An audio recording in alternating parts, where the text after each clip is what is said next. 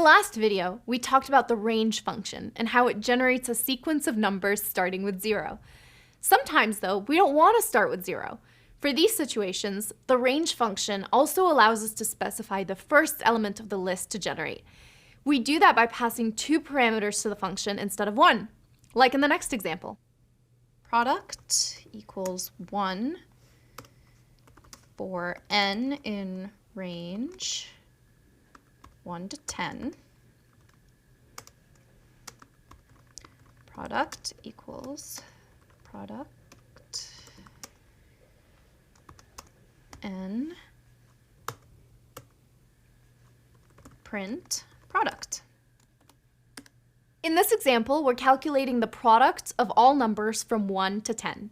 For this operation, it's important that we start with 1 and not with 0. If we'd started with 0, the whole product would be 0. Additionally, we can specify a third parameter to change the size of each step. This means that instead of going 1 by 1, we could have a larger difference between the elements. Let's check out this example of when you might want to do something like this. First, we're defining a function that converts a temperature value from Fahrenheit to Celsius. And we're simply using a conversion formula to do that.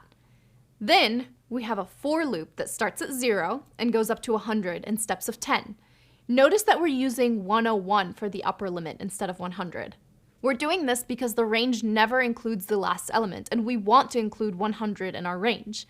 The body of the for loop prints the value in Fahrenheit and the value in Celsius, creating a conversion table. Let's see this in action.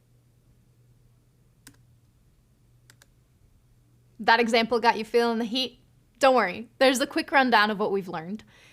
The range function can receive 1, 2, or 3 parameters. If it receives 1 parameter, it will create a sequence, 1 by 1, from 0 until 1 less than the parameter received. If it receives 2 parameters, it will create a sequence, 1 by 1, from the first parameter until 1 less than the second parameter. Finally, if it receives 3 parameters, it will create a sequence starting from the first number and moving towards the second number, but this time the jumps between the numbers will be the size of the third number. And again, it will stop before the second number. This might sound like a lot to remember, but don't panic.